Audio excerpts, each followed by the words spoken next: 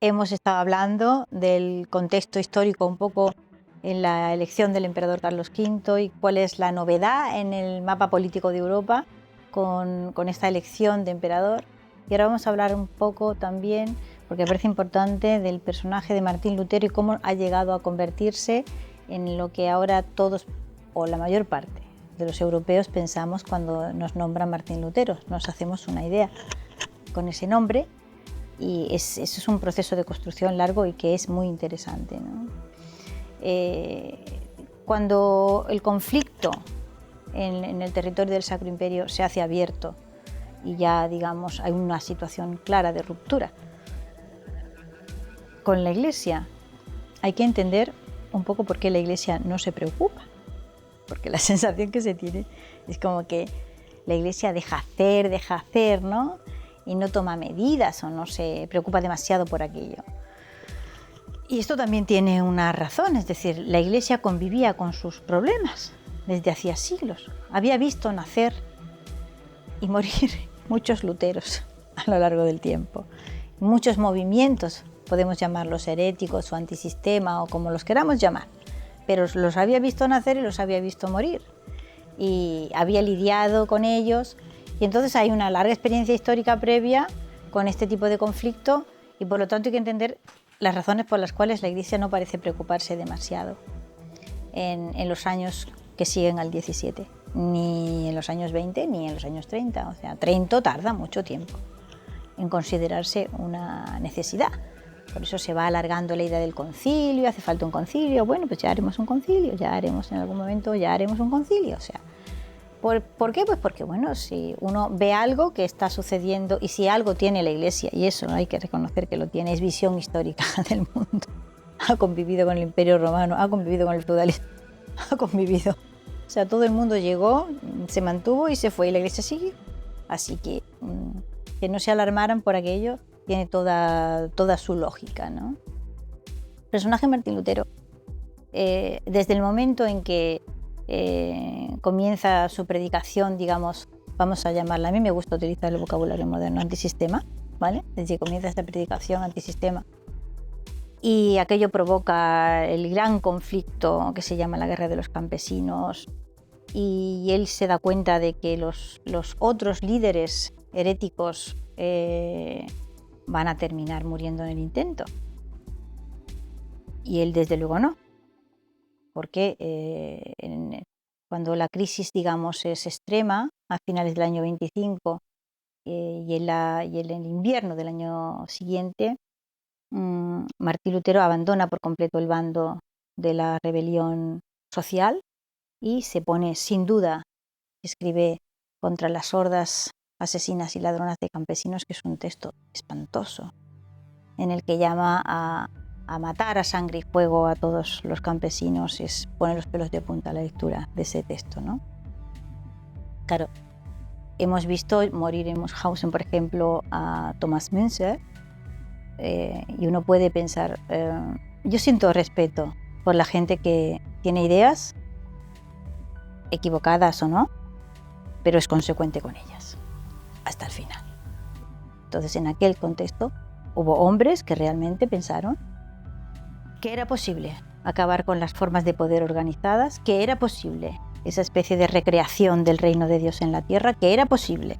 Todo eso, evidentemente se equivocaron, eso no es posible. Pero fueron consecuentes con aquello hasta el último momento y murieron en el intento de sacar adelante sus ideas. Que, insisto, nos pueden gustar más o nos pueden gustar menos, podemos estar de acuerdo o no, pero hay ese punto de honradez que hay que reconocerle. Y hasta cierto punto es admirable el valor con que gente como Münzer, por ejemplo, asumió que su propuesta no iba a triunfar, pero que iba a luchar hasta el final, que los príncipes iban a ser más poderosos, iban a acabar con las rebeliones de campesinos, pero no desertó, no se largó, no se quitó de en medio, no cambió de bando, ¿no? Y como ellos, otros muchos. Casi todos eran ex sacerdotes. En aquel contexto no eran ni ex, ni todavía no se era ex, pero en fin, gente que había tenido voto, digamos, ¿no? que luego pues habían abandonado ya la obediencia, la mayoría de ellos pues se había casado o tenía pareja, en fin, yo no soy muy confusa, toda vez que las reglas no están, se han roto las viejas reglas, no hay reglas nuevas todavía establecidas, ¿no? Pero Lutero, digamos, siguió un camino completamente distinto, o sea, abandonó aquella efervescencia social tremendamente conflictiva cuando vio que todo iba hacia la destrucción definitiva de las rebeliones y se puso decididamente del lado de los príncipes y decididamente del lado, sobre todo, de la Casa de Sajonia. O sea, Lutero es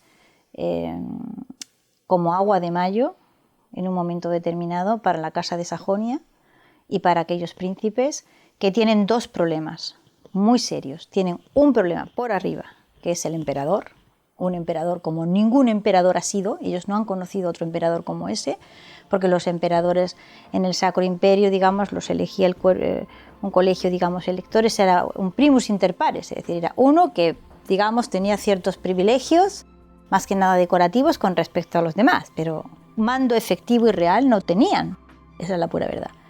Hasta Carlos V. Había habido un par de emperadores que habían mandado más, que el Barbarroja en el 12, en fin, pero eran una anomalía. Carlos V sí tiene en sus manos, digamos, unos mecanismos de poder que son extraordinarios. Eso es el primer problema que tienen los príncipes alemanes, las oligarquías alemanas de los distintos territorios. Y el otro problema está por abajo. El otro problema es una situación de conflictividad social enorme que deriva de la crisis del feudalismo, que se está resolviendo fatal en los territorios del Sacro Imperio, en el sur, digamos, en Italia y en España y tal, el tránsito del feudalismo hacia la modernidad se había ido haciendo bastante bien, con poca conflictividad social, y en este momento ya está prácticamente resuelta, o sea, está ya liquidado el sistema feudal, pero no así en los territorios del Sacro Imperio, al revés. Y toda esa conflictividad por abajo y por arriba, que cuestiona enormemente la situación, el statu quo de las grandes oligarquías germánicas, de las grandes casas, Lutero se transforma en una especie de llave maestra que tiene la solución para las dos. Es decir, por una parte, él va a ser el gran valedor, el que sanciona teológicamente el poder de esos príncipes rebeldes, convirtiéndolos en jefes de sus iglesias. Es decir, su obispo supremo de la iglesia luterana de Sajonia es el príncipe de Sajonia. Primer santo de la iglesia luterana es ese príncipe.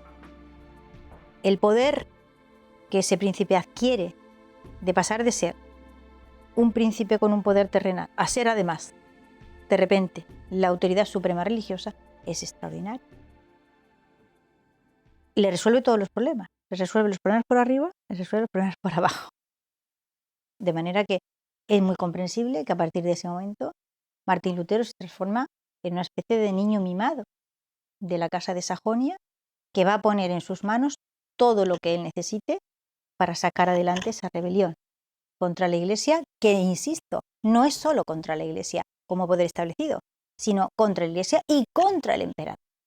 ¿Vale? El factor contra el emperador no hay que olvidarlo nunca, porque si no, no se comprende toda la conflictividad política que gira en torno a la figura de Martín Lutero, de Melanchthon y de otros. Todos, digamos, se les va a ubicar en Wittenberg. Wittenberg se va a transformar, digamos, en el gran centro, no solamente de expansión de esta ideología, sino también en un centro propagandístico absolutamente colosal. Desde entonces, con los años, Martín Lutero va a adquirir, digamos, una serie de características que son muy, muy peculiares. Su figura como tal, ¿no? Por una parte, o sea, Lutero no es una persona fácil en el sentido de... No es una figura dulce, en absoluto, ¿vale? No es un San Francisco de Asís, ni muchísimo menos, ¿no? Es un hombre con un carácter violento, es como una especie de ciclotímico de manual, ¿no?